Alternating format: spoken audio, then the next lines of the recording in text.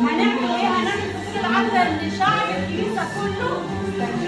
عايزه اقول لابونا ارسال ربنا يعوضك كل خير على اليوم الحلو ده. احنا فضلنا مع بعض انا والخدام وهنتغدى هنا كمان لان اليوم طويل. هنا العجان ده يا جماعه بيعملوا فيه ايه؟ بيعملوا فيه القربان. احنا النهارده هنعمل فيه العجين. شايل 50 كيلو، هنعمل 50 كيلو. بنحط عصير، بنحط بسمات، بنحط سمسم، وفي ملح ولا مفيش ملح؟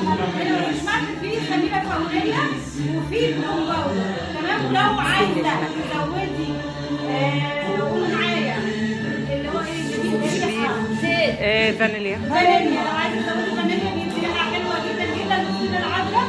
فعايزين شعب الكنيسه النهارده الساعه 6 النهضه بتقف، الساعه 9 بنوزع كل ده بالليل. فاحنا ادعوا لنا وصلوا لنا ان احنا نخلص كل الكميه دي بتاع المعلش.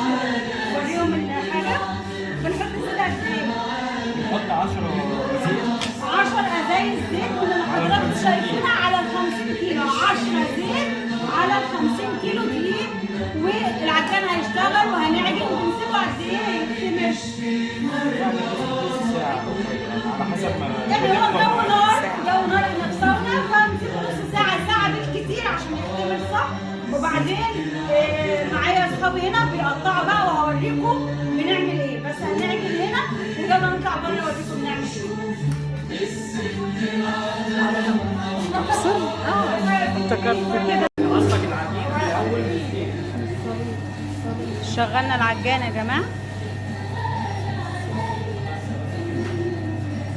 طب انا عايزه مثلا اعمل كيلو في بيتي او اعمل 5 كيلو. الكيلو يا جماعه بيبقى كيلو دقيق، مج من الزيت يكون زيت كويس، مج سكر، زبيب لو انت حابه، عايزه تحطي سمسم حطي براحتك انت، فانيليا، معلقه بيكنج باودر صغيره، وكيس من الخميره الفوريه. ده لكيلو الدقيق لفطير العذراء. بصوا هنا العجان شغال ازاي.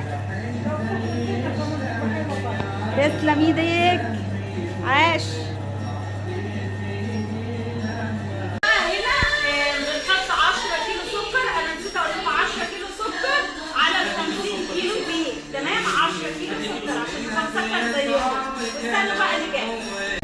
نزلنا بالميه عشان نعجن العجينه. انا حبيت اقول لكم كل التفاصيل. بصوا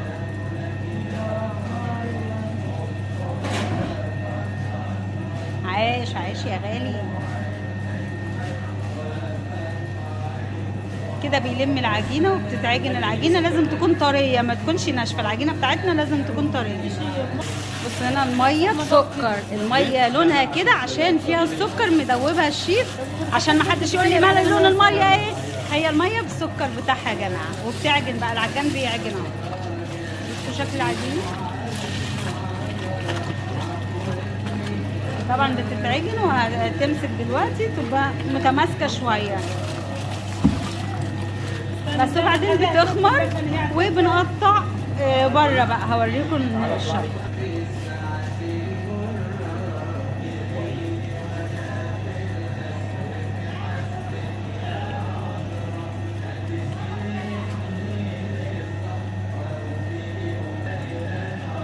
العجينه بتلم يا جماعه اهي.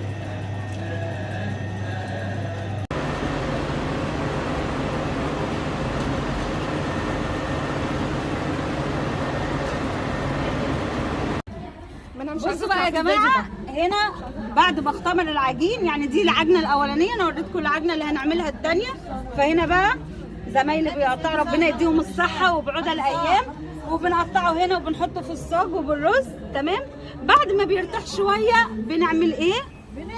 بنختم بالختام بتاعنا.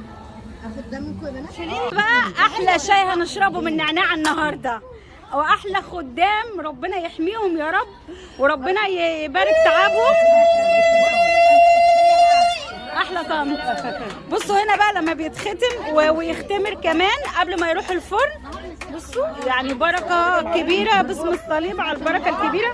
لسه بقى اليوم طويل، هنعمل في حدود 5000 واحد ان شاء الله ربنا يقوينا. يعني هنا لسه ما اتختمش، فاستنوا بقى لما يستوي ويجي هوريكم شكله عامل ازاي. وصلنا مع بعض للتسويه. بصوا فطير العذراء. بصوا يعني باسم الصليب لسه طبعا يعني احنا معانا اليوم كله، بس انا عشان ما اطولش عليكم، هنا اللي لسه ما استواش وهنا اللي اتختم بختم العذراء. فعايزه اقول لكم اسم الصليب حاجه كتير جدا جدا جدا، والميزات لسه شغالين، الخادمات شغالين، ربنا يقويهم ويديهم الصحه. فيوم النهارده يوم حلو مش متعب والله، هو حلو عشان مع الحبايب. وحبيت اقول لكم بس بعد ما استوى شكله عامل ازاي اهو.